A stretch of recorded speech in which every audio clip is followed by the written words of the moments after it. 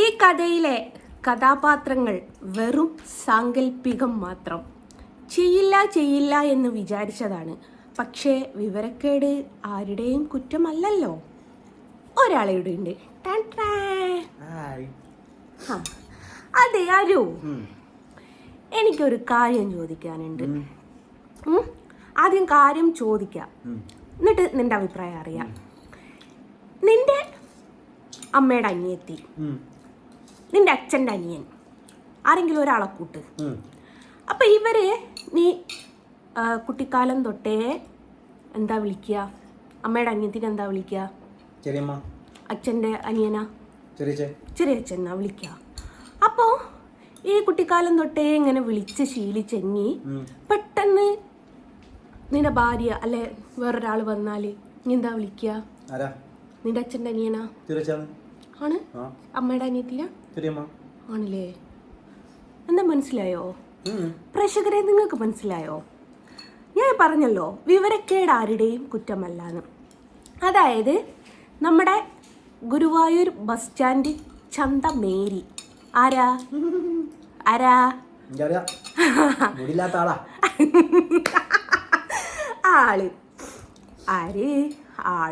ആളുടെ ഭർത്താവ് നിന്നെ തല്ലൂന്ന് പറഞ്ഞു കിട്ടോ.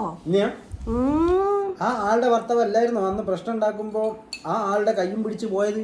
അത് സ്റ്റെപ്പിന് അയാള് നിന്നെ കണ്ടിട്ടുണ്ടായി. അയാൾ ആ സ്പോട്ടിന് നിന്നെ ടിഷോ എന്ന് പറഞ്ഞ പുഷു ഉണ്ടല്ലോ നമ്മളെ മിഷമാധവന് പുഷ്കരൻ, അവൻ വെടിവെക്കും പോലെ വെടിവെക്കൂലോ. പുരുഷനല്ല പുരുഷ എന്നെ അനുഗ്രഹിക്കൂ. ഇങ്ങനെ കാണുമ്പോൾക്ക് അങ്ങനെ നമുക്ക് പറഞ്ഞാൽ മതി, പുരുഷു എന്നെ അനുഗ്രഹിക്കൂ. അതെ, ആശാന് നോമ്പ് തുറന്ന് നല്ലോണം തട്ടുന്ന തട്ടലിലാണ്. പിന്നെ ഒരു കാര്യം, തല്ലാൻ വരുന്ന മോനെ ഒരു കാര്യം മനസ്സിലാക്കി. നീ അന്ന് ആദ്യം നിന്റെ ഓളം നന്നാക്കുക. ഓളാണ് അന്ന് കുത്തിത്തിരിപ്പിന് ഉണ്ടാക്കിയത്. ഞാൻ എന്താ പറയാ, ഓളെ ഇതാക്കാനൊന്നുമില്ല. പിന്നെ ഒരു പിള്ള പറഞ്ഞേക്ക് ഇന്നെ കാണാൻ കൊള്ളൂലെന്ന്. ഇന്നെ കാണാൻ കൊള്ളുന്നില്ലെങ്കിൽ എനിക്ക് ഒരു കുഴപ്പമൊന്നുമില്ല.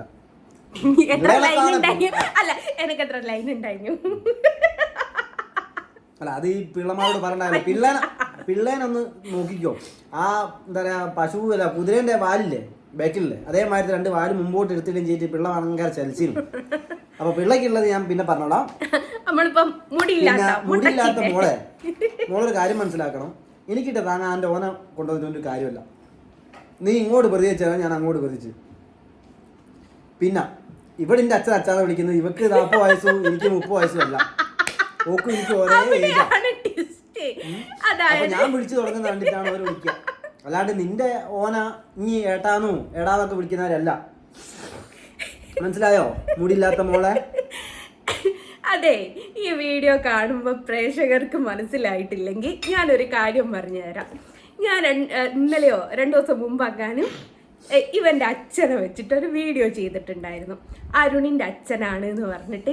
ശരിക്കും ഞങ്ങൾ അച്ഛനല്ല വിളിക്കേണ്ടത്, ഉപ്പാന്നാണ് വിളിക്കേണ്ടത്. അരുൺ അച്ഛ എന്ന് വിളിച്ച് കേൾക്കുന്നത് കൊണ്ട് ഞാൻ അച്ഛ എന്ന് വിളിച്ച്, അത് കേട്ട് മക്കളും അച്ഛ എന്ന് വിളിച്ചിരുന്നു. എന്നിട്ട് ഒരു ബസ് സ്റ്റാൻഡ് മേരിൻ്റേത് ഗുരുവായൂർ ബസ് സ്റ്റാൻഡ് ചന്തമേരി. ആളെ ഞാൻ പറയില്ല, നിങ്ങൾക്കൊക്കെ അറിയാവുന്നതാണ്. അത്രയില്ല, ഇപ്പൊ തട്ടക്കെടും തൊപ്പിയിട്ട് നടക്കുന്ന ഒരു ആള്. മറ്റേ മൂപ്പത്തിനെ തന്നെ വിമൽകുമാർ എന്നാണ് വിളിക്കാറ്. അപ്പം മൂപ്പത്തി പറയുന്നത് എന്താണെന്നറിയോ? ഞാൻ പ്രതികരിക്കില്ല എന്ന് വിചാരിക്കായിരുന്നു. പക്ഷെ അവര് പറയാ എനിക്ക് പേടിയൊന്നല്ല, ഞാൻ ഇനി പ്രതികരിക്കുമെന്നും പറഞ്ഞു ഞാൻ വന്നിട്ടുണ്ട്. എന്നിട്ടുണ്ടല്ലോ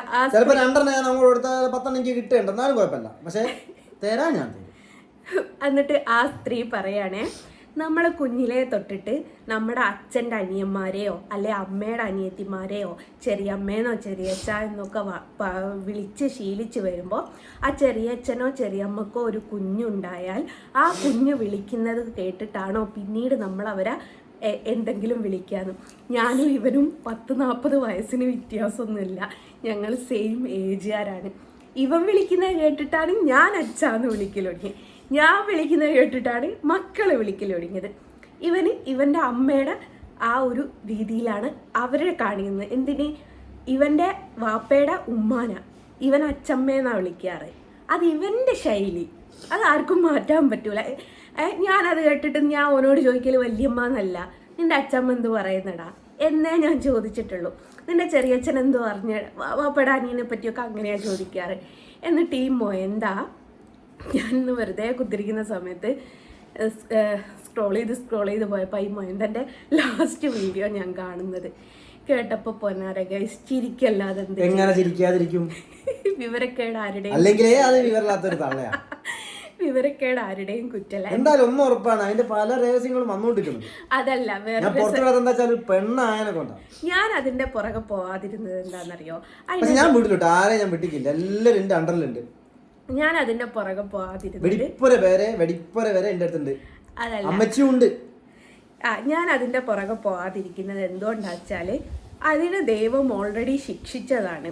ക്യാൻസർ എന്ന രോഗത്തെ പ്രതിരോധിച്ച് ഞാൻ ജീവിതത്തിലേക്ക് വന്നെന്ന് പറയാൻ ഇപ്പഴും ആർക്കും വരാണ്ടെന്ന് നിൽക്കുന്നില്ല, എനിക്കും വരില്ല. പക്ഷെ ഓക്ക് വിട്ടുമാറില്ല, അത് നോക്കിക്കും, കാരണം അത്രേ ശാപം ഉണ്ടാവും. എന്നിട്ടുണ്ടല്ലോ നമ്മൾ നല്ല എല്ലാരെ കൊണ്ട് ഒരു നല്ലത് പറയിപ്പിക്കല്ലേ ചെയ്യേണ്ടത്. ഇത് നല്ലത് പറയിപ്പിക്കാതെ വെറും ദുഷ്ടതര മാത്രമായിട്ട് എരന്ന് ജീവിക്കുന്ന ഒരു അവസ്ഥയിലാണ്. എന്നിട്ട് ഇപ്പം പറയാൻ ഞാൻ പേടിച്ചിട്ടൊന്നുമല്ല, ഭയങ്കര അച്ചടി. പക്ഷെ എറണാകുളം തെറി എന്താന്നുള്ളത് അവൾ പഠിപ്പിക്കുന്ന പറയുന്നത്. നീ പഠിപ്പിച്ച മോളെ, നമുക്കൊരു വിഷയമില്ല. എന്നിട്ട് എനിക്ക് ചിരി വന്നത് എന്താ, നമ്മൾ ആരെങ്കിലും ഒരു കുഞ്ഞുണ്ടായപ്പോൾ മാറ്റി വിളിക്കുമെന്ന് ചോദിക്കുമ്പോൾ ഞാൻ എന്തുവാടേ മുത്തശ്ശിയോ, ആ തള്ളൻ്റെ മുത്തശ്ശിയാക്കിയടേ. അത് ചിരിക്കാനും വേണ്ട ഒരു അവസരം നിങ്ങൾക്ക്. അതിനു വേണ്ടിയിട്ടാണ് ഞാൻ ഈ ഒരു വീഡിയോ ചെയ്തത്. അരുണ് വിളിച്ച് ശീലിച്ചത് കൊണ്ട് ഞാനും അച്ഛാ എന്ന് വിളിച്ച് കിടുന്നുണ്ടേ. അത് മറ്റേ തെറിത്തള്ളയാ വീഡിയോൻ്റെ ഉള്ളിൽ കൂടി ലിപ്സ്റ്റിക് ഇടല്. അല്ലോ എന്തുവാ എൻ്റെ കഷ്ടം. എന്നിട്ട് അങ്ങനെ ശരിക്കും അതിന്റെ കളി കണ്ടാ വിചാരിക്കുന്ന അറിയോ, നമ്മുടെ ഈ ചില സൂലൊക്കെ പോയി കഴിഞ്ഞാൽ ചില സൂന്ന് പറയാൻ കാരണം എല്ലാ സൂലും ഇല്ല, ഈ ചിമ്പാൻസികളൊക്കെ കളിക്കാണ്ടിരിക്കും. ഈ കുട്ടി ചിമ്പാൻസികൾക്ക് എന്ന് വെച്ചാൽ അവരമ്മമാർ കളിക്കുന്നവരല്ല ഇവർ കളിക്കുക.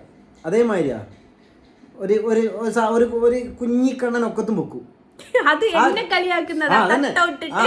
ആ കുഞ്ഞിക്കണ്ണൻ വിചാരിക്കുന്നുണ്ട് എന്റെ പടച്ചോനെ ഞാൻ ദൈവമായി ജനിച്ചു പോയല്ലോ എന്ന്. ആ ദൈവത്തിന് വരെ പിടിച്ച് ഒതുക്കിച്ച് രാരോ പാടുക. ഇങ്ങനത്തെ കുറെ ആൾക്കാർ. ഞാൻ ഒരു കാര്യം പറയാം, നമ്മൾ ആരെയും ഉപദ്രവിക്കാൻ പോകേണ്ട കാര്യമില്ല. ഞാൻ എൻ്റെ കാര്യം നോക്കി ജീവിച്ചത് കുഴപ്പമില്ല. ഇങ്ങോട്ട് കയറി ചൊറിയുന്നതിനെ കൊണ്ടാണ് ഞാൻ അങ്ങോട്ട് കയറി ചൊറിയുന്നത്. അതുകൊണ്ടാണ് ഇപ്പം ഈ പ്രശ്നവും കാര്യങ്ങളൊക്കെ വരുന്നത്. സ്വന്തം കാര്യം നോക്കി ജീവിച്ചൊരു കുഴപ്പമില്ലല്ലോ. എല്ലാവർക്കും ലോകത്തെ എല്ലാ സ്ഥലത്തും എവിടെ വേണമെങ്കിലും പോവുകയും താക്കുകയൊക്കെ ചെയ്യാം. അതിൻ്റെ ഇടയിൽ കൂടി ഇങ്ങനത്തെ കുറേ കോപ്രായം കളിക്കുന്ന ചിമ്പാൻസികളെ പോലത്തെ ഒരാൾക്കാരുണ്ട്. ആ മൃഗങ്ങളെ വരെ പറയിപ്പിക്കുന്നതാണ്. അതിങ്ങളെ മോശമാണ്. എന്നിട്ട് ഞാനിതിൻ്റെ അതുമല്ല, ഇതിൻ്റെ ഭർത്താവായിരുന്നേ ഗുരുവായൂർ വന്നത്. അന്ന് വാ വാ വാ വാ വാ വാ വാ വാ എന്ന് പറഞ്ഞങ്ങനെ കൈ മുറുക്കെ പിടിച്ചിട്ട് അയാൾ വലിച്ചോണ്ട് പോയതാണേ. എന്നിട്ട് ഇവളൊരു വീഡിയോ ചെയ്തതിന് ആ കണ്ണനെ നിങ്ങെടുത്തോ, നീ വോയിസ് ഇട്ടോ, വോയിസ് ഇട്. അയാള് പറഞ്ഞോളൂ, മോളെങ്കിൽ തൊടൂല, തൊട്ടാനെ തല്ലു, ഇതാന്നൊക്കെ. എന്തായിരുന്നു ഓളെ മറുപടി എന്നറിയോ? ഓള് ഇവിടുന്ന് ഇങ്ങനെ ആക്ഷൻ കാണിക്കുക, കൃഷ്ണൻ ഇങ്ങനെ വെച്ചിട്ടുണ്ട്. എന്നിട്ട് എനിക്ക് തോന്നുന്നത് എന്താ വെച്ചാല് ചിലപ്പോ ആശാൻ ഓളെ പേടിയായിരിക്കും. ഈ മറ്റേ ഏതോ ഒരു ദൈവം ഉണ്ടല്ലോ, ഈ കാല് ചവിട്ടി കളിക്കുന്ന ദൈവം. കാല് ചവിട്ടി കത്തിലോ അല്ല, ഏതോ ഒരു ദൈവം ഉണ്ട്, എനിക്ക് ഓർമ്മയിലോട്ട്. എനിക്ക് അങ്ങനത്തെ മഹാഭാരതം അങ്ങനത്തെ കാര്യങ്ങളൊന്നും എനിക്ക് അറിഞ്ഞൂടാ. വേറൊരു രസം ഉണ്ടല്ലോ, ഇതിനെക്കാട്ടിൽ ഹിന്ദുമതം ഡീറ്റെയിൽ എനിക്കാട്ടോ അറിയാം. ആ ദൈവം എന്താന്ന് വെച്ചാല് നമ്മുടെ എന്തായിരുന്നു എനിക്ക് ഓർമ്മയില്ല. എന്തായാലും നിങ്ങൾക്ക് കാര്യം മനസ്സിലായിണ്ടാവില്ലേ? ഈ ഒരാളെ ചവിട്ടിയിട്ട് കഴുത്തിന്റെ മുകളിൽ വെച്ചിട്ട് ഇങ്ങനെ ഫോട്ടോ ഒക്കെ ഉള്ള അതേമാതിരി എനിക്ക് തോന്നി ഇവിടെ ഭർത്താവിന് ഇവിടെ താഴെ കഴുത്ത് ചവിട്ടി വെച്ചിട്ട് പറഞ്ഞ മര്യാദക്ക് പറഞ്ഞോന്ന് പറഞ്ഞിട്ട് കാലിവിടേക്ക് ഉണ്ടാവുക. എന്നിട്ട് ആ ആക്ഷൻ കാണിക്കുന്നത്. അതാ താഴെ കുത്തിലുള്ള സൗണ്ട് വരുന്നത്. എന്ന് വെച്ചാല് അമ്മശ്ക്ക് താഴെ ചവിട്ടി പിടിച്ചിട്ട് പറയടാ എന്ന് പറഞ്ഞു പറയിപ്പിച്ചതാണ് എന്നുള്ളതാണ് കവി ഉദ്ദേശിച്ചത്. മേ ബി അതായിരിക്കട്ടോ. കാരണം ആളെ കാണുന്നില്ല. ആളെങ്ങനെ കാണാനാ? ഇയാളല്ല അന്ന് ഗുരുവായൂർ വന്നതെങ്കിൽ പിന്നെ ഇയാൾക്ക് ക്യാമറന്റെ മുമ്പിലേക്ക് വരുന്നതിനെന്താ ഭയങ്കര ഭീരുത്വം പറഞ്ഞിനല്ലോ. എന്നിട്ട് എന്തേ വീഡിയോക്ക് വരാനും ഇത്ര മടി? അപ്പോ അത് വല്ലാത്തൊരു കഷ്ടം തന്നെയാട്ടോ. അടിത്തട്ടുന്ന സൗണ്ട് വരുന്നു. അടിത്തട്ടല്ലേ? എന്നിട്ട് അങ്ങനെയാണ് സംഭവം. അപ്പൊ അതാണ് സംഭവങ്ങൾ. ചിന്തിക്കുക, അങ്ങോട്ട് കയറി ചോദിച്ചാൽ അങ്ങോട്ട് വരും. നമ്മളൊരു മാങ്ങ ഉണ്ട്, മാവിന്റെ മുകളിൽ മാങ്ങ വെറുതെ നിൽക്കുമ്പോൾ നല്ല രസം കാണാൻ. ഒരു കല്ലെടുത്ത് അതിനെ എറിഞ്ഞു കഴിഞ്ഞാലാണ് അത് ഇങ്ങോട്ട് വരിക, താഴോട്ട് വരിക. വെറുതെ നിൽക്കുമ്പോൾ നമ്മുടെ തലയിലൊന്നും പോകില്ലല്ലോ. നീ മറ്റേ ആപ്പിള് തലയിൽ വീണ കഥ പറയല്ലേ? അല്ല, എന്തായാലും ഓരോരുത്തർക്ക് ഓരോ അവസരം വരും. അപ്പൊ അത് മനസ്സിലാക്കുക. ഞാൻ പിന്നെ പോവാ.